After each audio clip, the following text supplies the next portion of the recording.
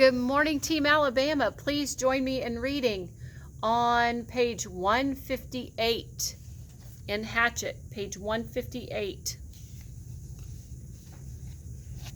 In the morning, the chill was more pronounced, and he could see tiny wisps of vapor from his breath. He threw wood on the fire, and he blew until it flamed, and then banked the flames to last and went down to the lake. Perhaps because the air was so cool, the water felt warm as he waded in. He made sure the hatchet was still at his belt and the raft still held together, and then set out pushing the raft and kick swimming toward the tail of the plane. As before, it was very hard going. Once an eddy of breeze came up against him, and he seemed to be standing still, and by the time he was close enough to the tail to see the rivets in the aluminum, he had pushed and kicked for over 2 hours, was nearly exhausted, and wished that he had taken some time to get a fish or two and have breakfast. He was also wrinkled as a prune and ready for a break. The tail looked much larger than when he got next to it, with a major part of the vertical stabilizer showing, and perhaps half of the elevators, only a short piece of the top of the fuselage. The plane's body toward the tail was out of the water, just a curve of aluminum, and at first he could see no place to tie the raft, but he pulled himself along the elevators to the end, and there he found a gap that went in up by the hinges where he could feed his rope through. With the raft secure, he climbed on top of it and lay on his back for 15 minutes, resting and letting the sun warm him. The job, he thought, looked impossible. To have any chance of success, he would have to be strong when he started. Somehow he had to get inside the plane. All openings, even the small rear cargo hatch, were underwater, so he couldn't get at them without diving and coming up inside the plane, where he would be trapped. He shuddered at the thought, and then remembered what was in front of the plane down at the bottom of the lake, still strapped in the seat, the body of the pilot. Sitting there in the water, Brian could see him, the big man with his hair waving up in the current, his eyes open. Stop, he thought. Stop now. Stop that thinking. He was nearly at the point of swimming back to shore and forgetting the whole thing, but the image of the survival pack kept him. If he could get it out of the plane, or if he could just get into it and pull something out, a candy bar, even that, just a candy bar, it would be worth it. But how to get at the inside of the plane? He rolled off the raft and pulled himself around the plane. No openings. 3 times he put his face in the water and opened his eyes and looked down. The water was murky, but he could see perhaps 6 feet, and there was no obvious way to get into the plane. He was blocked. Chapter 18. Brian worked around the tail of the plane 2 more times, pulling himself along on the stabilizer and the elevator, but there simply wasn't a way in. Stupid, he thought. I was stupid to think that I could just come out here and get inside the plane. Nothing is that easy. Not out here, not in this place. Nothing is easy. He slammed his fist against the body of the plane, and to his complete surprise, the aluminum covering gave easily under his blow. He hit it again, and once more it bent and gave, and he found that even when he didn't strike it, but just pushed it, it still moved. It was really, he thought, very thin aluminum skin over a kind of skeleton, and if it gave that easily, he might be able to force his way through. The hatchet. He might be able to cut or hack with the hatchet. He reached to his belt and pulled the hatchet out, picked a place where the aluminum gave to his push, and took an experimental swing at it. The hatchet cut through the aluminum as if it were soft cheese. He couldn't believe it. 3 more hacks, and he had a triangular hole the size of his hand, and he could see 4 cables that he guessed were the control cables going back to the tail, and he hit the skin of the plane with a frenzied series of hacks to make a still larger opening, and he was bending a piece of aluminum away from 2 aluminum braces of some kind when he dropped the hatchet. It went straight down but past his legs. He felt it bump his foot and then go down into the water, and for a second he couldn't understand that he had done it. For all this time, all the living and the fighting, the hatchet had been everything.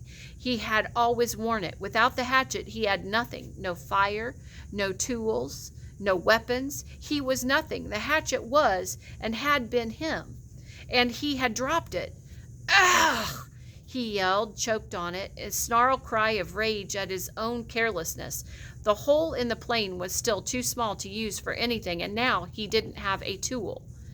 That was the kind of thing that I would have done before, he said to the lake, to the sky, to the trees. When I came here, I would have done that.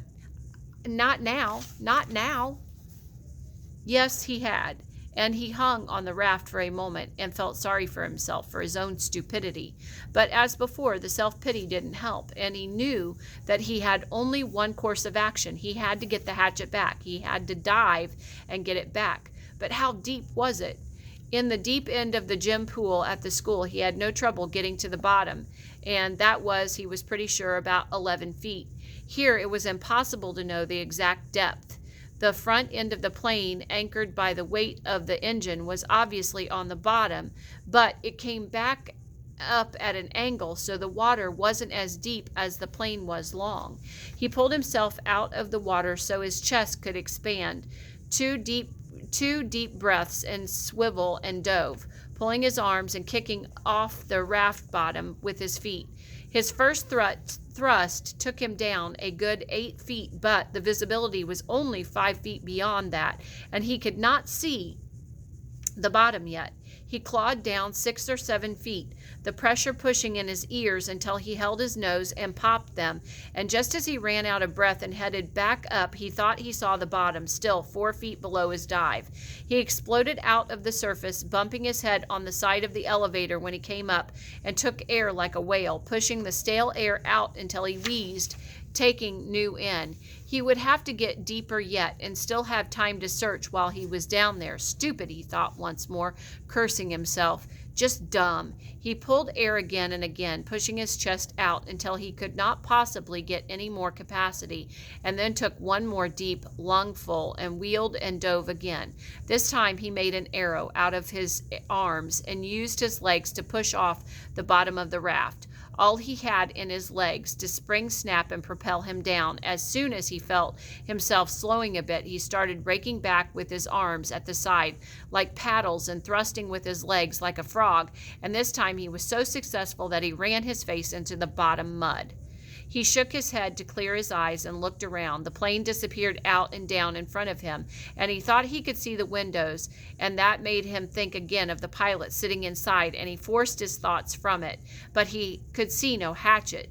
Bad air triggers were starting to go off in his brain, and he knew he was limited to seconds now, but he held for a moment and tried moving out a bit, and just as he ran out of air, knew that he was going to have to blow soon, he saw the handle sticking out of the mud. He made one grab, missed, reached again, and felt his fingers close on the rubber. He clutched it, and in one motion he slammed his feet down into the mud and powered himself up. But now his lungs were ready to explode, and he had flashes of color in his brain, explosions of color, and he would have to take a pull of water and take it into his lungs, and just as he opened his mouth to take it in, to pull in all the water in the lake, his head blew out of the surface and into the light. Ugh! It was as if a balloon had exploded. Old air blew out of his nose and mouth, and he pulled new in again and again. He reached for the side of the raft and hung there, just breathing, until he could think once more, the hatchet clutched and shining in his right hand. All right, the plane, still the plane. He went back to the hole in the fuselage and began to chop and cut again, peeling the aluminum skin off in pieces. It was slow going because he was careful, very careful with his hatchet, but he hacked and he pulled until he had opened a hole large enough to pull his head and shoulders in and look down into the water. It was very dark inside the fuselage and he could see nothing, certainly no sign of the survival pack. There was some small pieces and bits of paper floating on the surface inside the plane, dirt from the floor of the plane that had floated up, but nothing substantial. Well, he thought, did he expect it to be easy? So easy this way, just open her up and get the pack, right? He would have to open it more, much more, so he could poke down inside and see what he could find. The survival pack had been a zippered nylon bag, or perhaps canvas of some kind, and he thought it had been red, or was it gray? Well, that didn't matter. It must have been moved when the plane crashed, and it might be jammed down under something else. He started chopping again, cutting the aluminum away in small triangles, putting each one on the raft as he chopped. He could never throw anything away again, he thought, because they might be useful later. Bits of metal, fish, arrowheads, or lures, maybe. And when he finally finished again, he had cleaned away the whole side and top of the fuselage that stuck out of the water, and had cut down into the water as far as he could reach, and had a hole almost as big as he was, except that it was crossed and crisscrossed with aluminum, or it might be steel, he couldn't tell, braces and formers and cables.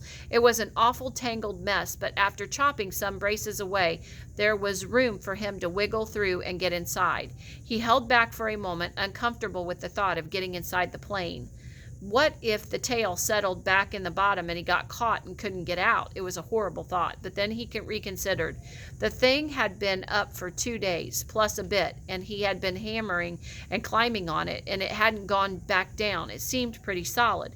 He eeled in through the cables and the formers, wiggling and pulling until he was inside the tail, with his head clear of the surface of the water and his legs down on the angled floor.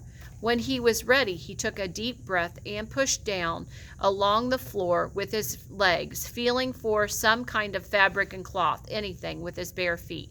He touched nothing but the floor plates. Up and a new breath. Then he reached down to formers underwater and pulled himself beneath the water, his legs pushing down and down almost to the backs of the front seats, and finally on the left side of the plane he thought he felt his foot hit cloth or canvas. Up for more air, deep breathing, and then one more grab as the formers, and pushing as hard as he could, he jammed his feet down and he hit it again, definitely canvas or heavy nylon. And this time when he pushed his foot, he thought he felt something inside it, something hard. It had to be the bag, driven forward by the crash. It was jammed into the backs of the seats and caught on something. He tried to reach for it and pull, but didn't have the air left and went up for more. Lungs filled in great gulps, and he shot down again, pulling on the formers until he was almost there. And then wheeling down, head first, he grabbed at the cloth. It was the survival bag. He pulled and tore at it to loosen it, and just as it broke free and his heart leaped to feel it rise, he looked up above the bag. In the light coming through the side window, the pale green light from the water, he saw the pilot's head, only it wasn't the pilot's head any longer.